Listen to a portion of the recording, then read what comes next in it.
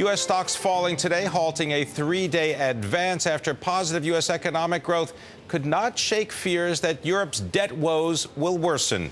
For the details, let's go to Deborah Kostroun at the New York Stock Exchange. Deborah.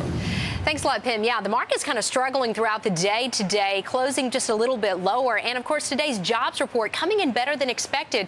We created 103,000 jobs, certainly better than what economists had hoped for. And economists said, yes, we'll take this gain in jobs, but it might not be enough to avoid a recession. And traders say right now investors just too worried about Europe's debt crisis and also our economy. Traders say that we should expect this slow growth in the U.S. economy, and that's certainly likely to be with us for the next 3 to 6 months, Pimm. Now, Deborah, talk about Sprint. It's getting ready to carry the iPhone from Apple this month, but the stock taking a big tumble today. Right, and this is going to be the first time ever that Sprint gets to sell the iPhone, and they really need to score big with the device because they haven't posted a profit in almost 4 years. And the stock today down almost 20% after saying that they need to raise more capital.